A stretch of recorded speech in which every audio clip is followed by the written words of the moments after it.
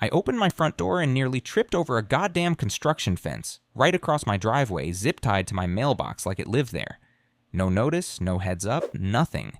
And there, sipping coffee like he owned the street, stood Rick Harwell from the HOA, giving me that smug little wave like this was just another Tuesday. Alright, so here's the backstory, because none of this makes sense without it. We bought the house about 5 years ago after looking for what felt like forever. You know how it goes. Every place either had zero personality or cost a kidney and a lung. And then we found this one.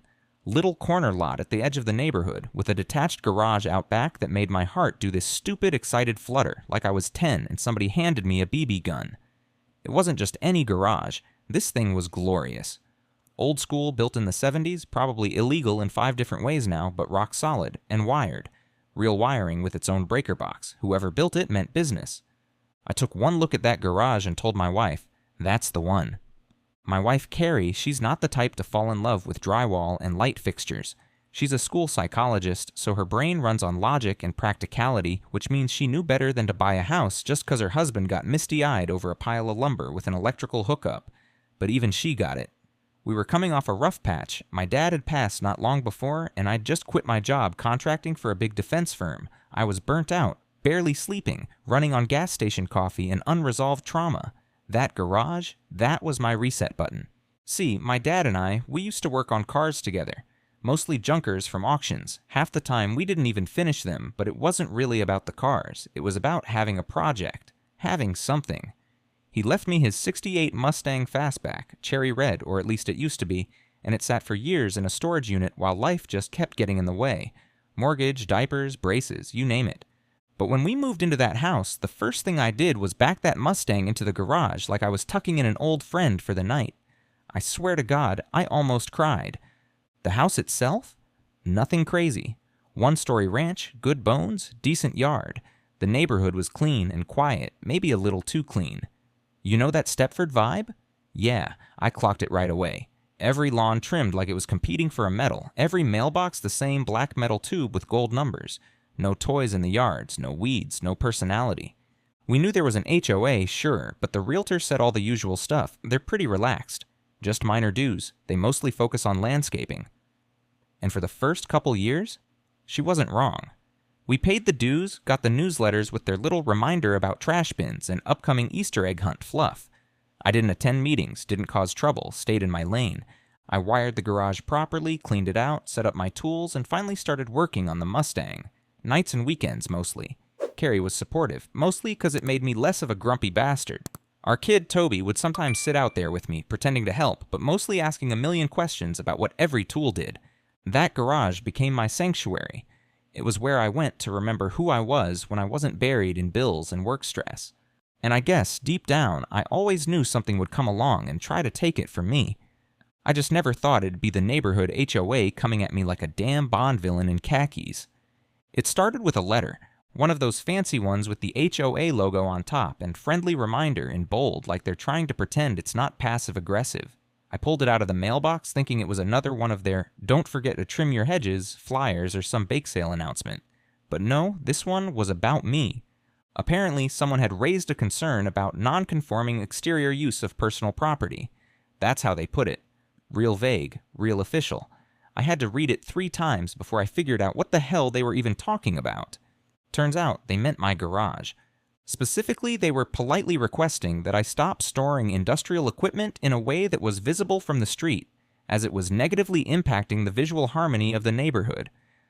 I literally stood in my driveway and looked at the garage, trying to imagine what the hell they could be seeing. The only thing even remotely visible was a red, rolling toolbox near the back window. And even that was behind frosted glass. From the street, it just looked like a regular outbuilding. No blinking neon sign, no junkyard vibes, nothing. I showed Carrie the letter. She read it, looked up at me, and said, "Wait, is this about your tools?" Like the idea was so dumb she had to double-check that she wasn't missing something. I wrote a short response, polite but clear. Told them the garage was enclosed, the tools weren't visible, and everything was in full compliance with our property boundaries. I attached a couple photos from the street to prove it. Didn't hear a thing back. No email, no phone call, just silence. So I figured that was that. Some neighbor got twitchy, HOA looked into it, realized it was a non-issue, moved on. But then, a few days later, I came home from a job and found a yellow violation notice taped to the garage door. Not mailed, taped, like I was some college kid being evicted. Second notice, it said, even though I never got a first. Failure to comply with visual code standards may result in fines. I stood there staring at that stupid piece of paper flapping in the wind, and something just shifted in my gut. You ever get that feeling? Like a crack just opened under your feet and you know it's small now, but it's only going to get wider? That was the moment. I didn't know it yet, but that piece of paper? That was their opening move. A little jab, just enough to knock you off balance, see if you flinch. I didn't flinch, but I probably should have. After that taped up warning, things started getting weird, not loud or dramatic, just quiet little moves that built on each other like a slow leak in a tire. You don't notice it right away, but suddenly you're driving on the rim, wondering when the hell everything went sideways. First thing they hit me with was the driveway. I woke up, headed outside to load up my van for a job, and found this row of little orange flags stuck in the grass along the edge of my property, right where my driveway meets the street. Thought it was the city marking for utilities or something. Happens sometimes. Then two guys in safety vests show up and start unloading cones and rebar from a flatbed. I ask what's going on. They tell me the HOA submitted a work order to restore access easement for community maintenance. I'm like, what access easement? Apparently, buried in the original neighborhood plan is this ancient technical easement that runs through my property, right down the side yard and across the back corner of my garage. It was probably drawn up in the early 80s when they built the development, but it was never used, never touched, and hadn't been mentioned once when we bought the place. But now, suddenly, the HOA decided they wanted to re-establish access to that strip for maintenance on landscaping and utilities. Only problem? That strip cuts off the only drivable path to my garage. I tell the workers to pause, that this is private property and they're going to need to come back with something signed. They shrug, pack up, and leave without much of a fuss. But a day later, I come home and my access is blocked. Metal fence panels chained together, locked with a padlock. Bright sign, HOA access only, do not remove. My truck's still in the garage. I can't get it out. I'm boxed in on my own damn land. I called Rick, straight to voicemail, called again, same. I finally sent an email with photos, a timeline, the works, tried to keep it cool, professional. His response? All HOA actions have been reviewed and approved in accordance with Article 6 of the Charter. If you wish to dispute, please submit a written appeal to the Architectural Review Committee, which, spoiler alert, he chairs. That's when I realized this wasn't about landscaping. This was personal. The guy didn't like that I pushed back, that I questioned the little notice, that I didn't just fold and apologize for not violating some invisible rule. From there, it picked up steam. A week later, I got another notice. This one said I was operating a business from my residence in violation of HOA regulations. They cited frequent vehicular traffic, equipment noise, and visible commercial tools. I work as an independent electrician. I do run a business, but I don't take walk-ins, no signs, no ads, no customers pulling up for coffee and a quote. I do all my calls on site at other people's homes. My van comes and goes, that's it. Still, I was now under review. Then the newsletter came out. Every house gets a copy in their mailbox. It's usually full of recipes and gardening tips and reminders about trash bins. This one had a little note at the bottom of page 2. A friendly reminder that commercial activity is not permitted on residential properties. If you notice any unauthorized use, please let us know. No names, but I knew, and so did everyone else. Next time I walked the dog, 2 neighbors gave me the smile-nod combo that screamed, "I read it, and I'm judging you." I tried to keep my head down, focused on work, stayed polite, but then they came for the garage again. This time it was about the structure itself, said it may have been expanded or altered without proper architectural approval. I hadn't changed a damn thing. The building was exactly the same as the day we moved in. I even showed them inspection records from the purchase. Didn't matter. They requested a full structural review, and until then, I was not to use the space for any mechanical or electrical work. That's when I started to feel it, that buzz of anger in the back of my skull. That itch you get when you know someone's testing you, seeing how far they can push before you snap. Carrie told me to document everything. So I did. Every email, every letter, every flag in the yard, every odd look from a neighbor. I filed 2 formal responses, no reply. Tried to appeal to the architectural committee, got scheduled for a hearing. They held it on a weekday during work hours with less than 48 hours notice. I couldn't make it. They knew I couldn't make it. Result? Denied. Violation upheld. The kicker? I came out one morning and saw someone had spray painted the word zoning in big orange letters on the sidewalk near my property line. Not a tag, not graffiti. It was stenciled, precise, official looking. The city didn't do it. I checked. No permit, no record, no idea who did it. But I had a feeling, and that feeling was turning into a fire in my gut. Because now it wasn't just about a garage, it was about control. It was about them making an example out of me, and I wasn't about to let that happen. I tried doing it the right way. I really did. I'm not one of those guys who goes nuclear the second something doesn't go his way. I wasn't out here flipping tables or threatening lawsuits in all caps. I just wanted to fix the damn situation and get my life back. So I started small. I emailed the HOA office, again, tried to keep it professional even though every word tasted like dry cardboard, asked for clarification on the alleged easement, included a copy of my property survey, highlighted where the garage sits, pointed out there's no active utility line, no access road, nothing but my gravel path. The response came back like a form letter. The board maintains the right to access common areas as defined under Article 6, Section B. The homeowner is advised to comply with temporary accessibility measures during authorized work. That was it. No human words. Just Article this and Section that, like I was talking to a damn vending machine that only spits out legalese. So I tried the city, called the zoning office, asked them to pull the original site plan for our block. The guy I talked to, Ken, I think, was actually pretty decent. Said he'd look into it, get back to me. When he finally did, it was basically, well, technically that easement did exist, but we don't have a record of it being maintained, updated, or used in over 30 years. It's kind of a gray area. Gray area. That's where the HOA thrives. I asked if they could revoke it, or at least confirm it's not enforceable. He said that'd require a hearing, paperwork, signatures from the board, possibly a survey. In other words, more red tape than a Christmas gift from hell. So then I thought, okay, maybe I can get a lawyer involved, just to look over the paperwork, tell me what my actual rights are. I called a buddy of mine from years back, Kevin Malloy. We'd worked together on a commercial remodel job, and I remembered he switched to law later. Not a big-shot litigator or anything, but solid, ethical, the kind of guy who doesn't roll his eyes when you ask dumb questions.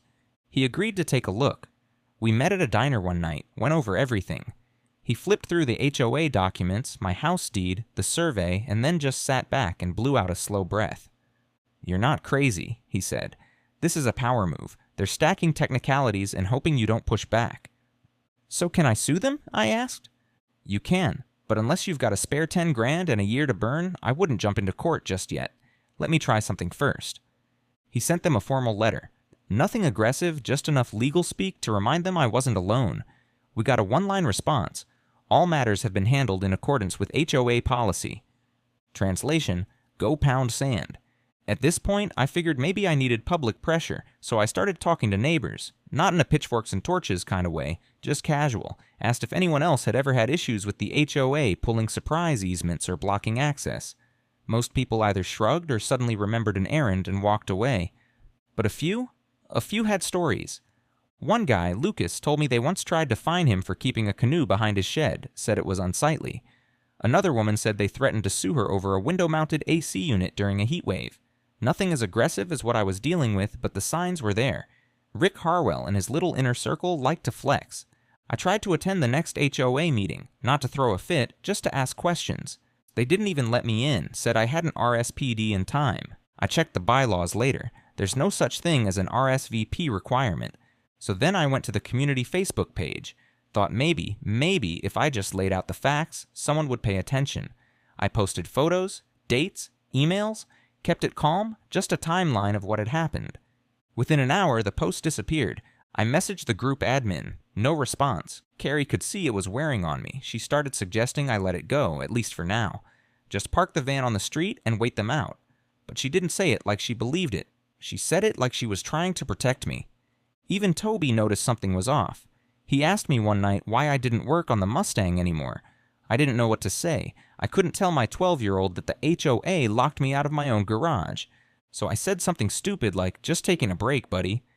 He nodded, but he looked at me for a long time before he went back to his homework, like he knew that wasn't the whole truth. And I remember sitting in the kitchen one night, just staring at a letter from the HOA, this one saying I had 7 days to remove commercial equipment or face a daily fine.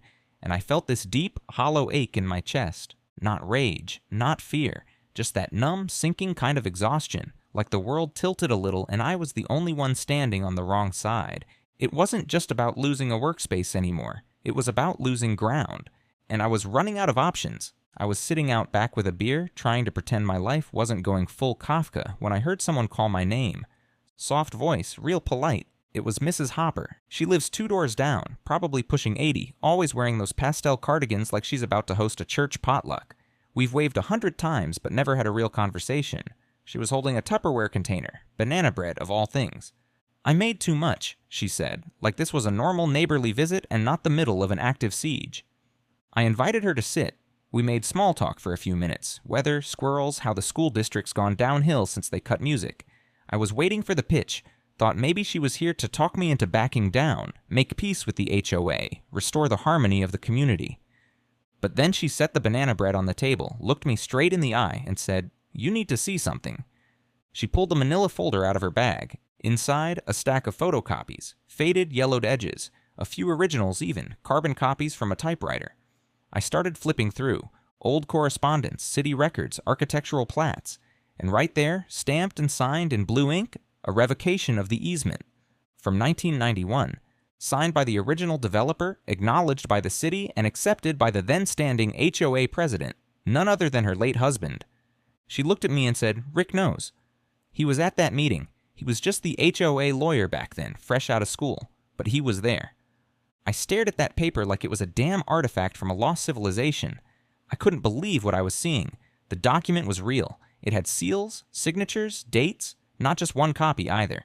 She had 3. Her husband had made extras. She said he didn't trust the board, even back then. And I think, she said, eyes soft, he'd want someone to finally use it. I asked her why she was giving it to me now. Why not sooner? She sighed and said, "Because I was scared and tired. But I watched what they did to you, to your boy. That's not a homeowners association. That's a regime." And just like that, the weight on my chest lifted an inch. It wasn't everything, but it was something. A glitch in their machine, a document they hoped was long forgotten. And now I had it. Proof the easement was dead. All this fencing and construction, all these violations and threats, based on a right they didn't legally have anymore. It hit me like a lightning bolt. They were bluffing the whole time, and if I played this right, I could blow their whole game wide open. I thanked her, really thanked her, and she just patted my hand like I was a kid again. Then she stood up, gave me a quiet little nod, and shuffled off into the night. I sat there long after she was gone, banana bread untouched. That folder sat in my lap like a stick of dynamite, and I knew exactly where I was going next. I didn't sleep much that night. I tried. I really did. Got in bed, stared at the ceiling, counted imaginary sheep, recited the HOA bylaws backwards in my head. Nothing worked. My brain was spinning like a busted ceiling fan with a loose screw. That folder from Mrs. Hopper? I put it on the kitchen table and just sat there, staring at it like it might grow legs and walk away if I blinked. Carrie found me there the next morning, still in the same clothes, a half-drunk cup of coffee in front of me. She didn't say much, just placed a hand on my shoulder and whispered, "So what now?" And that was it. That question flipped a switch. What now? I had proof. Actual, tangible proof that the whole basis of their war against me was built on sand. That easement they kept shoving in my face like some magical golden ticket, it was legally revoked. I had copies. Originals. And Rick Harwell knew. He'd been in the room when it was signed away. So this wasn't just overreach anymore. This was willful deception. And if he lied about that, what else had he twisted? I called Kevin that afternoon, told him what I had. We met in his office, tiny space above a dental lab, smelled like whiteout and burnt coffee. He read through the document slowly, carefully, making these little sounds under his breath. When he was done, he leaned back and gave me this tired smile. You might have just punched a hole in their whole damn boat. We spent the next couple of weeks quietly building the case. Kevin pulled public records, dug up minutes from old HOA meetings, tracked down copies of community plans from the city planning office. I got in touch with Lucas, the neighbor who'd mentioned his own run-in with the board. Turned out he had recordings, not video, just audio from his phone. He'd been documenting HOA meetings for years, just in case. One of them, from a few months back, had Rick saying something that made my blood run cold. If we can get him on a violation tied to the garage, we can push the access claim and cut him off. That was before they blocked my driveway. Before the newsletter. Before everything. I wasn't paranoid. I wasn't difficult. I wasn't breaking the rules. I was targeted, and now I had what I needed to prove it. The plan started taking shape like one of those big jigsaw puzzles. You don't know what the picture is until you find the corner pieces. Step 1. Hit them with a formal challenge to the easement claim, backed by the original revocation documents. That would force them to either admit the easement was invalid or double down on a lie. Step 2. File a complaint with the state HOA oversight board. Most people don't even know that's a thing, but Kevin did. He helped me draft it with timelines, exhibits, quotes, even the audio from Lucas. Step 3. Get ahead of it publicly, not with some whiny rant on the neighborhood Facebook page. That hadn't worked before. No, this time I wrote an open letter, calm, factual, polite. I laid out the history, the evidence, and the questions people should be asking. I posted it to a local community blog, the kind that covers bake sales and lost cats, but also HOA drama when it gets juicy enough. And finally, Carrie helped me pull together a small neighborhood meeting. Not a rebellion, not a mutiny, just a few people in our backyard with folding chairs and lemonade, listening while I explained what had happened. I kept it tight. Didn't point fingers. Just showed them the documents, read from the bylaws, let the facts do the work. Funny thing, when people see you not foaming at the mouth, just calmly holding a receipt with someone else's fingerprints on it, they listen. I could see it in their faces. That shift, the crack in the perfect facade, not all of them, sure. Some still looked at me like I'd just insulted their lawn gnomes. But others, they were starting to wonder what else Rick and the board hadn't told them. It wasn't a revolution, not yet, but the tide was turning, and I was done playing defense.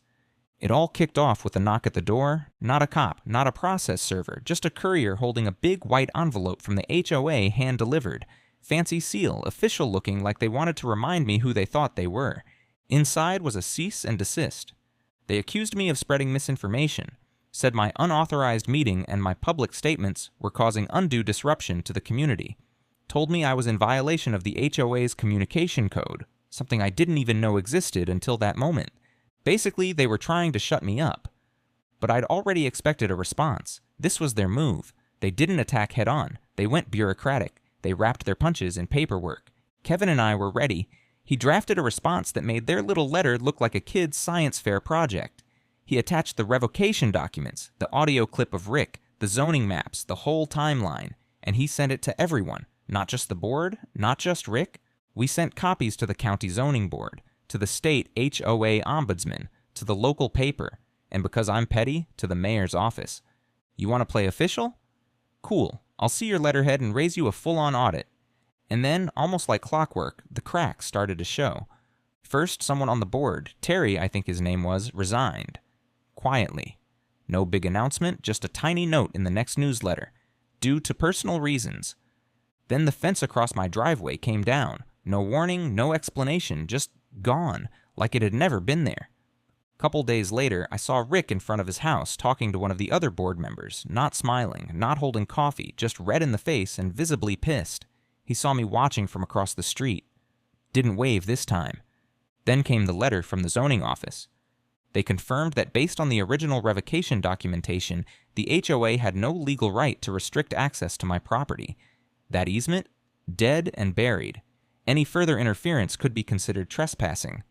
That letter didn't just hit my mailbox. Kevin made sure a copy went to the HOA's legal rep.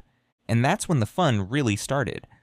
I got a phone call from a number I didn't recognize. It was a woman, Sharon, one of the newer members on the HOA board. Very polite, very measured. She said the board wanted to move forward constructively and would be reevaluating recent actions. Translation? They were circling the wagons. But I wasn't done, not even close. Kevin had started submitting open records requests. Turns out the HOA's financial disclosures weren't up to date. A few weird line items, consulting fees, legal assessments, a charge from a private investigation firm. Yeah, they used HOA dues, my dues, to try and dig up dirt on me. That was the tipping point. I brought that to the same neighbors who'd sat in my backyard, showed them how the HOA had billed them for compliance enforcement services that didn't actually exist. People started whispering, then talking, then posting. The community blog blew up. Even the Facebook page, which had been a digital graveyard since the banana pudding recipe war of 2018, came alive with people asking questions. Where did the money go? Why wasn't the board transparent? How many other easements were being enforced without legal basis? It snowballed. I wasn't even leading it anymore. People who'd never cared were suddenly pulling up bylaws and minutes from meetings. Terry's wife posted a cryptic rant about selective enforcement and intimidation. Lucas shared the audio of Rick again, this time with captions. And the local paper finally bit. They published a piece, nothing sensational, just a short column titled "When HOAs Overreach," but it had a photo of my blocked driveway and a quote from the zoning board's letter. That was enough. Suddenly, Rick wasn't just the smug guy in khakis running a glorified lawn club, he was the face of a scandal.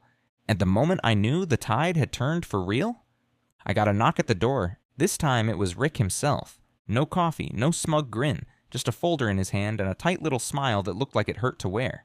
He said, "We'd like to resolve this amicably." I didn't even open the door all the way, just looked him in the eye and said, "Yeah? Me too, but you're about 6 months late." Then I closed the door, didn't slam it, didn't yell, just shut it like I was done wasting time. Because now it was my turn to decide how this ended. It all came to a head at the next HOA meeting, and this time I was on the damn guest list. Carrie came with me. Not because she wanted to, she hates this kind of thing, but because she knew what it meant. For me. For our kid. For the house. They held it in the clubhouse at the front of the neighborhood, same place they do the 4th of July barbecue and the occasional bingo night. Usually 10 people show up. That night it was packed. Word had gotten out. Neighbors I barely knew were there. Couples from the other side of the loop. Retired folks with clipboards. Even the guy with the inflatable holiday decorations year-round came, and I was sure that man didn't know what day it was, let alone what an easement was. Rick sat at the head of the table wearing his usual tan blazer like it was armor. You could tell he knew the walls were closing in, but he still had that thing. That fake polite voice, that tight jaw smile, like he was auditioning for a pharmaceutical commercial. They opened with the minutes, the treasurer's report, the usual nonsense. Everyone fidgeted through it, just waiting for the main event. Finally, when they got to new business, I raised my hand. Rick tried to glance past me, pretend he didn't see, but there were too many eyes in that room now. He nodded like it was a formality. I stood up, heart racing, palms sweating through the note cards I wasn't even reading from.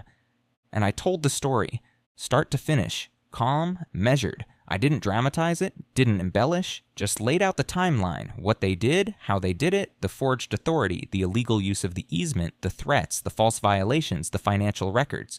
And then I dropped the files. Right there on the table, the folder from Mrs. Hopper, the zoning board letter, the lawyer's summary, the HOA's own meeting notes with Rick's little strategic enforcement quote highlighted. You could have heard a pin drop. Rick started to speak, some rehearsed line about misinterpretation of internal policy, but Kevin, sitting near the back, stood up and interrupted him. Calm as a surgeon.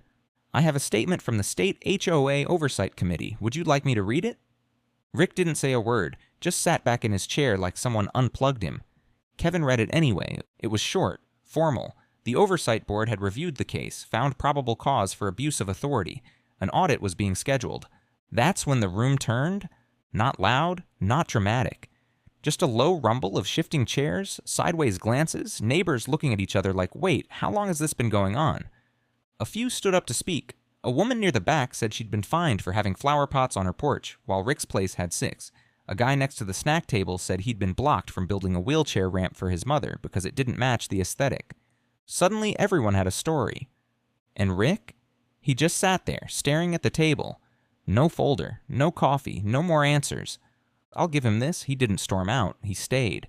But when the board called an emergency vote to suspend him pending investigation, he didn't argue. Just nodded once like he knew it was over. After the meeting, people came up to me, some I'd never talked to before, thanked me, apologized, shared their own experiences. A few offered help with the upcoming audit. It wasn't just about me anymore. This whole neighborhood had been under a fog, and someone finally pulled the damn curtain back. By the time I got home that night, the fence was gone, my garage was open, and someone had left a 6-pack of beer on my porch with a note that just said, "Told you that garage was worth fighting for." Damn right it was. A few weeks after the meeting, I was back in the garage, elbows deep in the Mustang's engine bay, covered in grease, humming some half-forgotten song from high school when it finally hit me. Things were quiet. Not fake quiet. Not that tense silence where you're just waiting for the next shoe to drop. Real quiet. The kind where you can hear birds and lawnmowers and someone's kid yelling about popsicles down the block. No more letters taped to the door. No mystery flags in my yard. No glares from neighbors who now waved and said things like, "Hey, Matt," instead of just nodding like I was contagious. Carrie started sleeping better. Toby started coming back out to the garage with me, asking questions, handing me tools. He's getting good, too, knows the difference between a 10mm socket and a 12 by sight, which, honestly, puts him ahead of half the guys I used to work with. The HOA still around. They didn't implode or vanish into the night. But Rick's gone. Stepped down officially after the audit found financial inconsistencies and procedural violations. That's putting it politely. We elected a new board, people who actually live here and act like it. They're not perfect, and I'm not pretending everything's some Disney movie ending now, but it feels human. We've got an oversight committee now. Regular reports, budget transparency. They even let me help rewrite parts of the community charter. Turns out, when you stop trying to weaponize bylaws, they can actually be useful. Funny thing, I didn't set out to be the guy who stood up to the HOA. I just wanted to work on my car in peace. I wanted my driveway back. I wanted my son to see that when someone comes at you sideways, you don't just duck and hope it passes. You plant your feet, you look them in the eye, you do the work. And yeah, it cost me. Stress, money, sleep. There were nights I wanted to torch the garage and just move to the woods, but now, standing here with oil under my nails and my son asking if we can take the Mustang for a drive when it's done, I wouldn't change a damn thing. That garage? That's not just wood and metal. That's my old man's voice in the back of my head. That's everything I learned about grit and patience and not letting people bully you out of your own space. It's mine, and they don't get to take that away.